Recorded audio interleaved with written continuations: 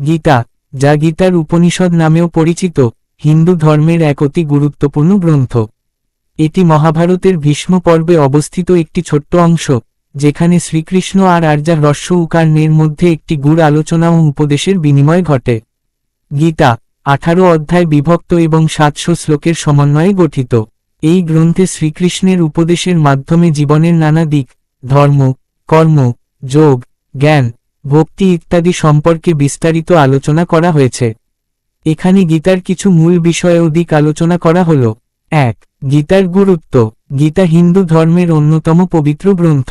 এটি শুধুমাত্র ধর্মীয় দর্শনের দিক থেকে নয়, জীবনের নৈতিকতা, কর্ম, যোগ এবং ব্যক্তিত্বের বিকাশের পথেও গুরুত্বপূর্ণ নির্দেশিকা প্রদান করে।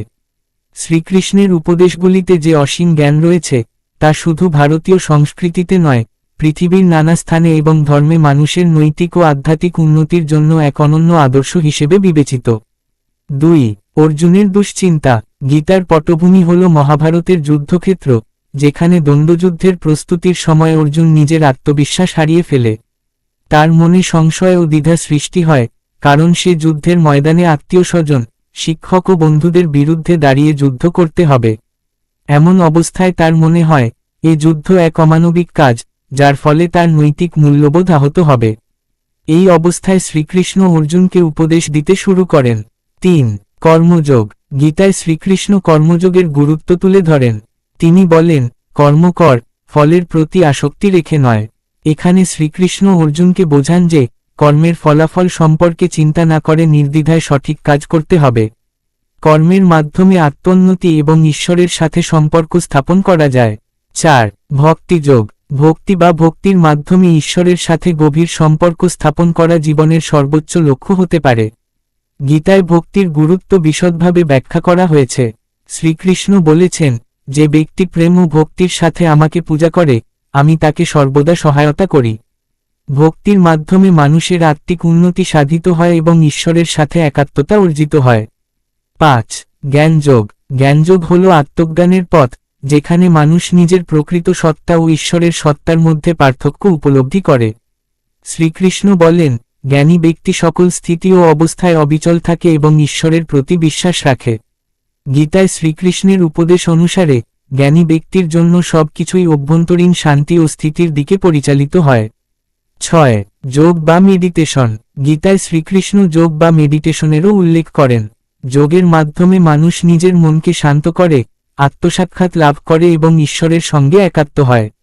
যোগের বিভিন্ন দিক, যেমন দানের যোগ, কর্মযোগ, রাজার যোগ, হঠযোগ, সবই গীতায় ব্যাখ্যা করা হয়েছে।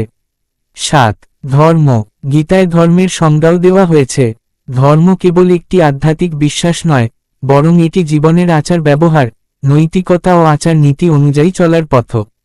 শ্রীকৃষ্ণ বলেন, ধর্ম মানে হল একে অপরের প্রতি ন্যায়সঙ্গত আচরণ করা এবং নিজের কর্তব্য পালন করা। তিনি পরামর্শ দেন যে, নিজেকে পৃথিবীতে সঠিকভাবে প্রতিষ্ঠিত করতে ধর্মের পথ অনুসরণ করতে হবে। 8. অমরত্ব ও আত্মার প্রকৃতি। গীতায় শ্রীকৃষ্ণ আত্মার প্রকৃতি ও অমরত্বের বিষয়টি ব্যাখ্যা করেন। তিনি বলেন, আত্মা অমর এবং কখনো মরে না। এই বাণী মানুষকে মৃত্যুর ভয় কাটিয়ে উঠতে সাহায্য করে এবং জীবনের উদ্দেশ্য বুঝতে সহায়ক হয়। আত্মার প্রকৃতি অনন্ত এবং অবিনশ্বর। মানব শরীর কেবল একটি বাহন, যা আত্মার পথ চলাতে সহায়ক। 9. স্বাধীনতা এবং ঈশ্বরের শক্তি। গীতায় ঈশ্বরের অসীম শক্তির কথা উল্লেখ করা হয়েছে।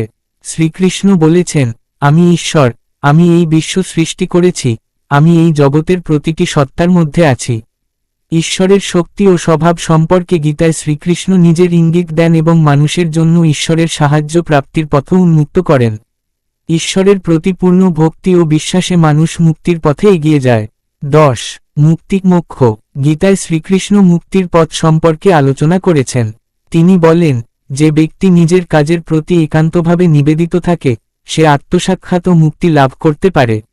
মুক্তি হল সেই পরম অবস্থা, যেখানে আত্মা নিজেকে ঈশ্বরের সঙ্গে একাত্ম অনুভব করে এবং জন্ম মৃত্যুর চক্র থেকে মুক্তি পায়। 11. গীতার বিশ্বজনীন প্রভাব।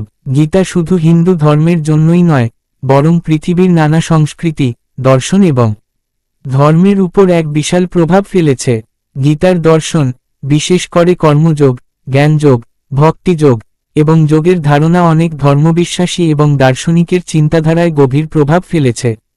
গীতা পৃথিবী জুড়ে এক গুরুত্বপূর্ণ আধ্যাত্মিক গ্রন্থ হিসেবে মর্যাদা পেয়ে আসছে। 12 সমাপ্তি। গীতার শ্লোকগুলি মানবজাতির জন্য একটি চিরকালীন গাইডলাইন হিসেবে কাজ করছে।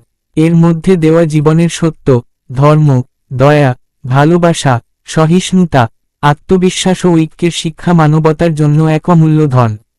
শ্রীকৃষ্ণের উপদেশ আজও মানুষের অন্তরে গভীরভাবে প্রভাব বিস্তার করে, যা মানুষকে পথভ্রষ্ট হওয়ার পরিবর্তে সঠিক পথে পরিচালিত করে। গীতার মূল বার্তা হল সত্য, ন্যায় এবং ধর্মের পথে চলা, যেখানে একে অপরের প্রতি দয়া এবং ভালোবাসা প্রদর্শন করাই সবচেয়ে গুরুত্বপূর্ণ।